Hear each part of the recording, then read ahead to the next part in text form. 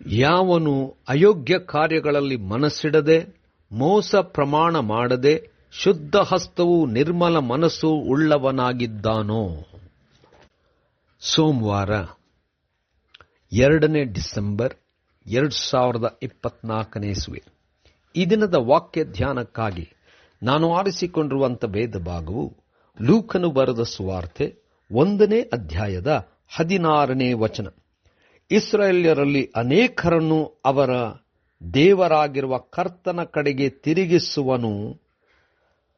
ಅವನು ಆತನ ಮುಂದೆ ಹೋಗಿ ಎಲಿಯನ ಗುಣಶಕ್ತಿಗಳಿಂದ ಕೂಡಿದವನಾಗಿ ಎಂಬುವಂಥದ್ದೇ. ಕರ್ತನಲ್ಲಿ ಪ್ರೀತಿಯುಳ್ಳ ದೇವ ಜನರೇ, ಶುಭೋದಯ. ದೇವರು ಪ್ರಾರ್ಥನೆಗೆ ಉತ್ತರ ಕೊಡುವಂಥದ್ದು ಮಾತ್ರವಲ್ಲ, ಅದರಲ್ಲಿಯೂ ತನ್ನ ಉದ್ದೇಶವನ್ನು ನೆರವೇರಿಸುವಂಥವನಾಗಿದ್ದಾನೆ. ದೇವರ ನಾಮಕ್ಕೆ ಸ್ತೋತ್ರ ಉಂಟಾಗಲಿ. ಕರ್ತನಲ್ಲಿ ಪ್ರಿಯರೇ, ಈ ವಾಕ್ಯ ಧ್ಯಾನ ಮಾಡೋಣ. ಈ ದಿನದ ವಾಕ್ಯ ಧ್ಯಾನದ ಶೀರ್ಷಿಕೆ ದೇವರ ಉದ್ದೇಶ. ಕರ್ತನಲ್ಲಿ ಪ್ರಿಯರೇ, ದೇವದೂತನು ಬಂದು ಜಕರೀಯನಿಗೆ ಎಲಿಜಬೆತಳಿಗೆ ಒಬ್ಬ ಗಂಡು ಮಗನು ಹುಟ್ಟುತ್ತಾನೆ, ಆ ಮಗನಿಗೆ ಯೋಹಾನನೆಂಬುದಾಗಿ ಹೆಸರಿಡಬೇಕು.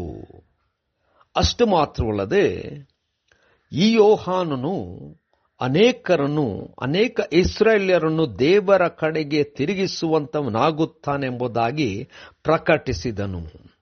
ಕರ್ತನಲ್ಲಿ ಪ್ರಿಯರೇ, ಇಲ್ಲಿ ಪ್ರಾರ್ಥನೆಗೆ ಉತ್ತರ ಮಾತ್ರ ಕೊಡುವಂಥದ್ದಲ್ಲ, ಸಜ್ಜನರಾದಂಥ ಎಲಿಜಬೆತಳನ್ನು, ಜಕರೀಯನನ್ನು ದೇವರು ತನ್ನ ಕಾರ್ಯಕ್ಕೋಸ್ಕರವಾಗಿ ಆರಿಸಿಕೊಂಡಿದ್ದಾನೆ.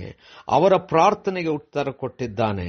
ಒಬ್ಬ ಮಗನನ್ನು ಕೊಟ್ಟು ಆ ಮಗನೇ ಯೇಸು ಕ್ರಿಸ್ತನಂದ್ರೆ ಮೆಸ್ಸಿಯನ ಆಗಮನವನ್ನು ಮುಂದೂತನಾಗಿ ಸೂಚಿಸುವಂತವನು, ಅನೇಕರನ್ನು ದೇವರ ಕಡೆಗೆ ನಡೆಸುವಂತವನು ಆಗುತ್ತಾನೆಂಬುದಾಗಿ ಆ ಪ್ರಾರ್ಥನೆಗೆ ಉತ್ತರ ಕೊಟ್ಟು ಆ ಪ್ರಾರ್ಥನೆ ಉತ್ತರದಲ್ಲಿಯೇ ದೇವರ ಉದ್ದೇಶವನ್ನು ದೇವರು ನೆರವೇರಿಸಿಕೊಳ್ಳುವಂತವನಾಗಿದ್ದಾನೆ.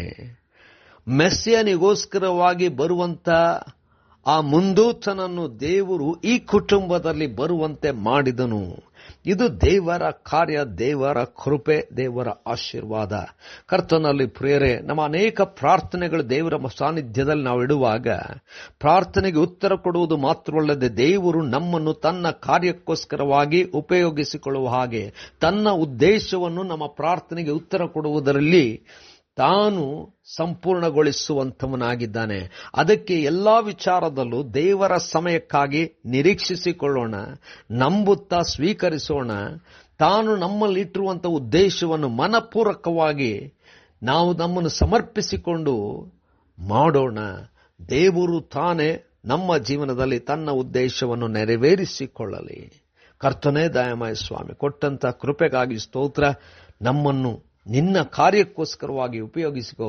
ನಮ್ಮ ಪ್ರಾರ್ಥನೆಗಳಿಗೆ ಉತ್ತರ ಕೊಡು. ಯೇಸುವಿನ ನಾಮದಲ್ಲಿ ಪ್ರಾರ್ಥನೆ ದೀನತೆಯಿಂದ ಬೇಡಿದೆವು ತಂದೆಯೇ, ಆಮೆನ್.